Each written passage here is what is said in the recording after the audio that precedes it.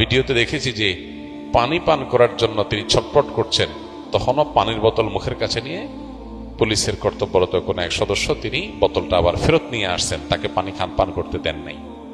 পিপাসায় ছটফট করতে করতে লোকটা মারা গেল। গাজীপুরে একজন ইমামকে শিশু বলাৎকারের অভিযোগে পিটিয়ে মেরে ফেলা হয়েছে। অনেকেই বলেছে আকীদাগত পার্থক্যের কারণে মেরে ফেলা হয়েছে।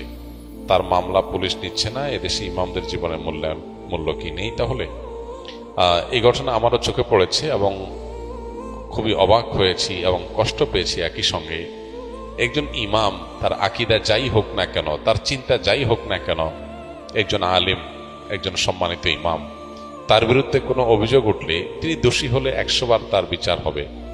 কিন্তু একটা অভিযোগ তুলে একটা মানুষকে পিটিয়ে মেরে ফেলা, এটা কোনো সভ্য সমাজে গ্রহণযোগ্য হতে পারে না। আমি অবাক হয়েছি যে অতি সম্প্রতি এ ধরনের যে সমস্ত মবের ঘটনা ঘটেছে, আইন হাতে তুলে নেওয়ার ঘটনা ঘটেছে, সেগুলোতে যারা সরব ছিল সে মানুষগুলো এই ঘটনায় পরিপূর্ণ নীরব। তাদের মুখ থেকে কোনো আওয়াজ আমরা শুনতে পাই নাই। কি কারণে? কারণ এখানে নিহত লোকটা একজন ইমাম, সেজন্য নিহত লোকটা একজন আলেম, সেজন্য। এই যদি হয় আমাদের সমাজের অবস্থা, তাহলে এই সমাজের জন্য কোনো কল্যাণ অপেক্ষা করছে না।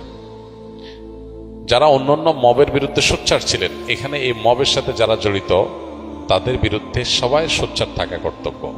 একটা লোক অপরাধী হলে, অপরাধ প্রমাণ হওয়ার আগ পর্যন্ত, অভিযুক্ত হলে অপরাধ প্রমাণ হওয়ার আগ পর্যন্ত তাকে অপরাধী বলা যাবে না। এখানে কি ঘটেছে আমরা কেউ জানি না, কিন্তু আমরা এটুকু জানি লোকটাকে পিটিয়ে মেরে ফেলা হয়েছে।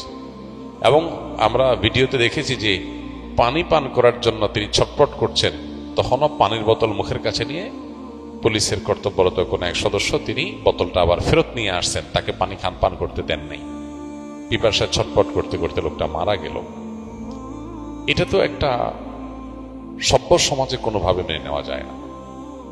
একজন মানুষ তিনি যদি অপরাধীও হন, পানি পান করতে চাইবে, তাকে পানি পান করতে দিবেন না, তাকে মেরে ফেলবেন। এটার সুষ্ঠু তদন্ত এবং বিচার দাবি করছি আমরা। অপরাধীদেরকে খুঁজে বের করে দৃষ্টান্তমূলক শাস্তি হোক। কিন্তু দুঃখজনক বিষয়, এই দেশে দাবি আমরা করে যাই, বাস্তবায়ন আমরা দেখি না। কবে যে এই দেশে আইনের শাসন প্রতিষ্ঠা হবে, কবে যে এই দেশে অপরাধ করলে মানুষ পার পাবে না, সেটা একমাত্র আল্লাহ তাআলা ভালো জানেন। আমরা স্বপ্ন দেখি এক এক সময়, এক একজনকে নিয়ে, এক এক গ্রুপকে নিয়ে, কিন্তু তারা আমাদের সেই স্বপ্নগুলোকে ধুলির সাথে মিশিয়ে দেয়। আল্লাহ তাআলা এই দেশে মানুষের প্রতি রহম করুন, করুণা করুন। আমরা যেন এই দেশে সুশাসন পাই, সেরকম নেতৃত্ব, সেরকম লোক, সেরকম পরিবেশ আল্লাহ তাআলা আমাদেরকে মেহেরবানি করে, দয়া করে, অনুগ্রহ করে, ভিক্ষাস্বরূপ আল্লাহ যেন আমাদেরকে দান করেন। এছাড়া আমাদের কোনো আশার আলো আমরা সচরাচর দেখতে পাই না। আল্লাহর অনুগ্রহ ছাড়া আমার কোনো উপায় নেই। আপনি যে কোনো মানুষের উপর একটা অভিযোগ তুলে তাকে পিটিয়ে মেরে ফেলতে পারেন, এটা তো হতে পারে না।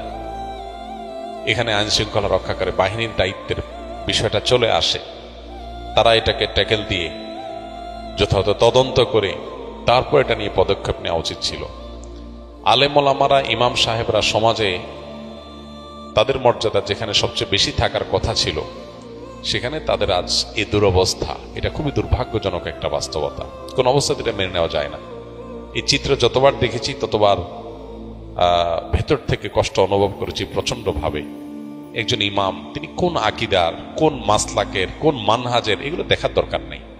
এমনকি তিনি যদি ইমাম না হয়ে একজন সাধারণ মানুষও হতেন, একই কথা ছিল।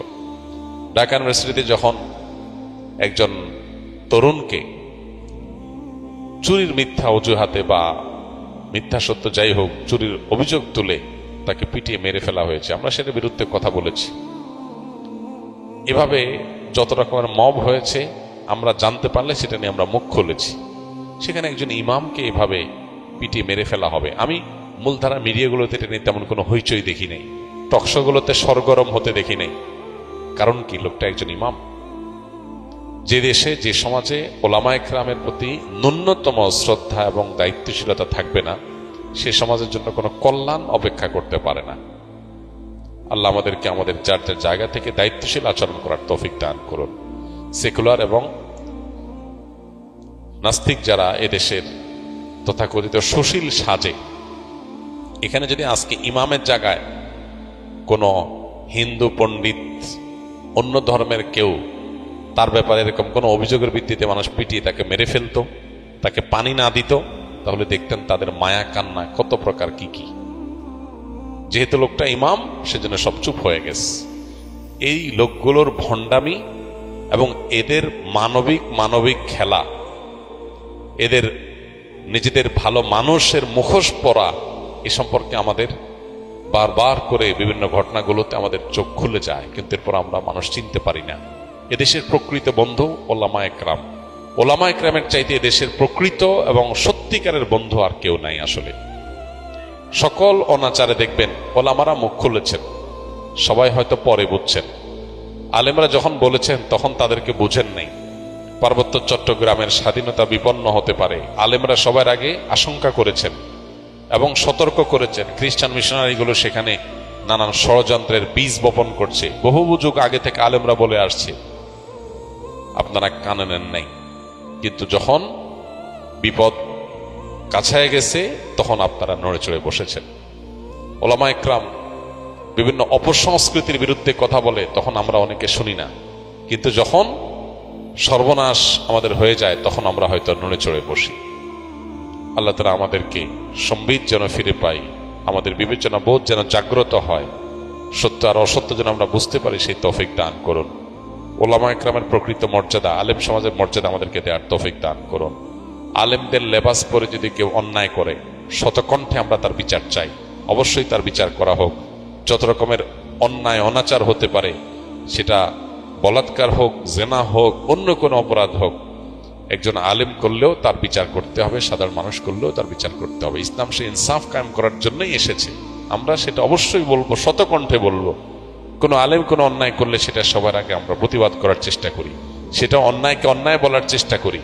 কিন্তু একজন আলেমকে অভিযোগ দিয়ে প্রমাণ হওয়ার আগে পিটিয়ে মেরে ফেলবেন এবং একটা সমাজ চেয়ে চেয়ে দেখবে, এটা নিয়ে তেমন কোনো আলোচনাও নাই, হইচই নাই, এটা নিয়ে টকশোগুলো গরম হচ্ছে না, টেলিভিশনগুলোতে আলোচনা তেমন একটা শোনা যাচ্ছে না। এটা দুর্ভাগ্যজনক। এদেশের 4 লক্ষ মসজিদ, 4 লক্ষ ইমাম, এই 4 লক্ষ ইমাম তারা যদি তাদের মতপার্থক্য ভুলে, তারা যদি জাতীয় স্বার্থে ঐক্যবদ্ধ থাকেন, তারা যদি দেশ এবং মানুষের কল্যাণে নিজেদেরকে নিয়োজিত করেন, তাহলে ইমামদেরকে এরকম অবজ্ঞা করার সুযোগ কেউ পাবে না। এই জন্য আমাদের ওলামা একরাম প্রত্যেকটা মহল্লাতে আমাদের ঐক্যবদ্ধ থাকতে হবে। দুর্ভাগ্য আমাদের, আমরা বিভিন্ন মাসলাকগত আকীদাগত মত পার্থক্যের দোহাই দিয়ে আমরা যার যার মতো আলাদা আলাদা, পারলে একজন আরেকজনের বিরুদ্ধে শত্রুতা করি। এগুলা ভেদাভেদ ভুলে, মত পার্থক্য আপন জায়গায় থাকতে পারে, সেগুলো থাকা সত্ত্বেও আমরা ঐক্যবদ্ধ থাকা দরকার, একে অন্যের পাশে থাকা দরকার এবং সমাজ এবং মানুষের কল্যাণে কাজ করা দরকার। আল্লাহ আমাদেরকে তৌফিক দান করুন।